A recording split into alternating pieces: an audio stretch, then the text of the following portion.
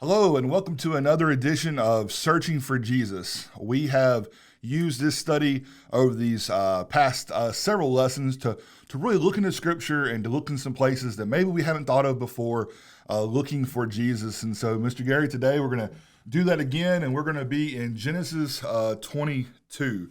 And as we start this chapter, this chapter is very familiar to a lot of people, and because of the story of Abraham and Isaac. Right.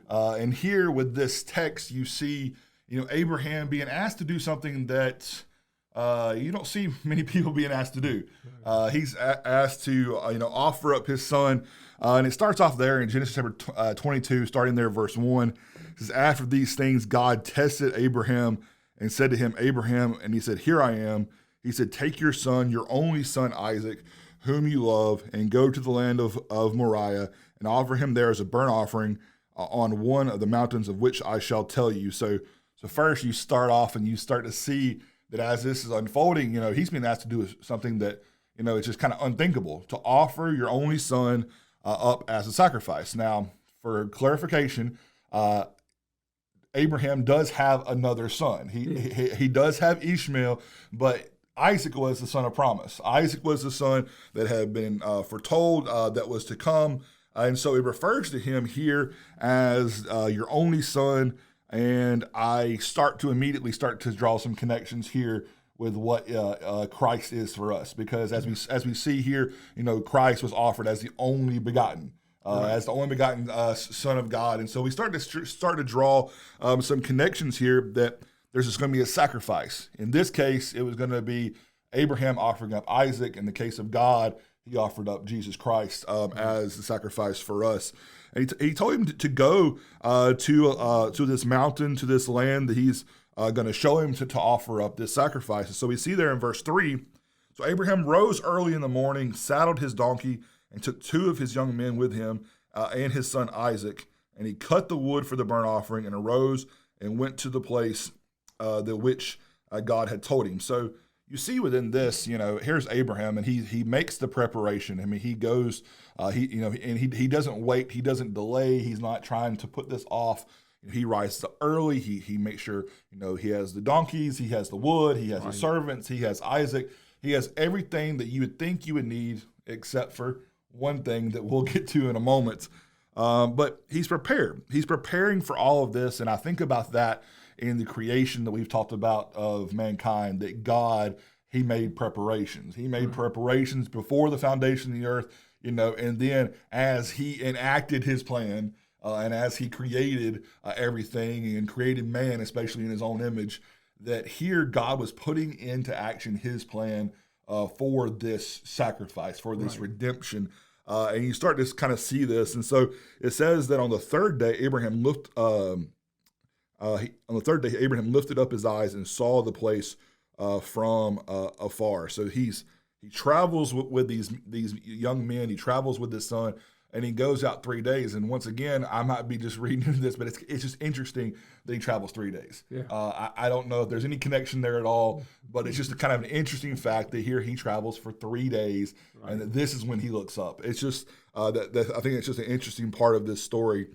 It says that Abraham said to his young men, stay here with the donkey. I and the boy will go over there and worship and come again to you. And Abraham took the wood of the burnt offering, laid it on Isaac his son, and he took in his hand the fire and the knife. So they went both of them together. And Isaac said to his father Abraham, my father? And he said, here I am, my son. He said, behold, the fire and the wood, but where is the lamb for the burnt offering? And Abraham said, God will provide for himself the lamb for a burnt offering, my son. So they went both of them together. So here he is. They're at the mountain. He sees where he's supposed to be going. He takes the wood. He lays it on his son's back. And then now they're going to head up this mountain to offer the sacrifice. So they had the wood. They had the knife. There's Isaac. There's Abraham. And Isaac notices something's missing. He notices that they do not have a lamb. And so his father Abraham tells him, Isaac, the Lord's going to provide.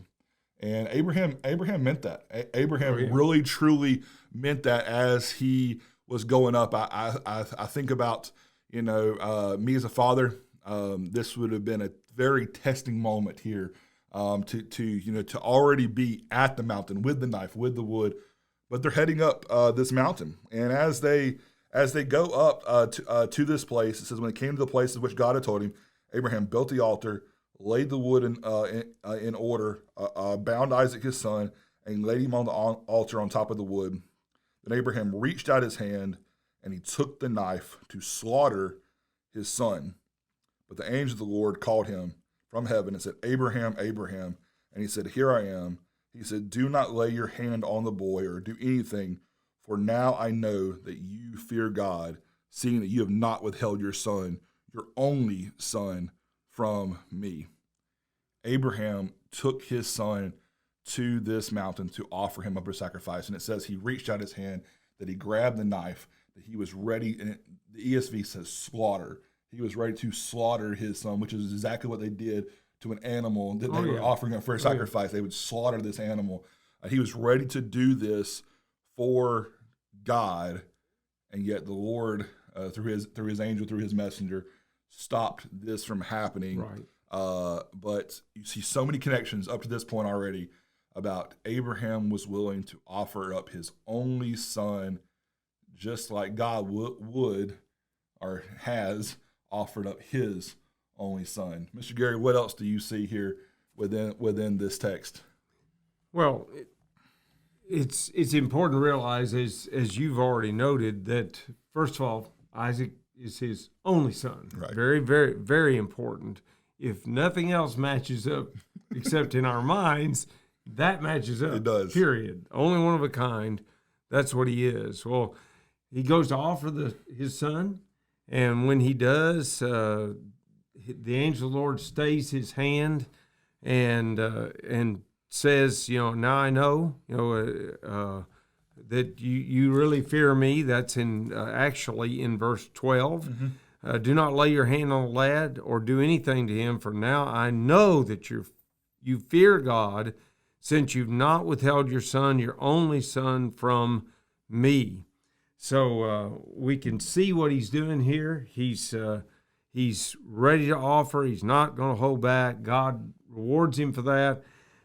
He lifts up his eyes, and there is a ram caught in the thicket. Right. So God really did provide. He did. Just like Abraham said he would. But now it's interesting that that's not the way the writer of the book of Hebrews says he expected God to provide. Right. And I think Hebrews, to me at least, when I finally started putting these two things together, was almost a shock. Yeah. Because, he told Isaac God will provide, and we might have thought, well, okay, but what does that mean? Yeah, well, and what you're going to read here in Hebrews in a moment, that it's going to be something far more powerful than a ram being caught in a thicket.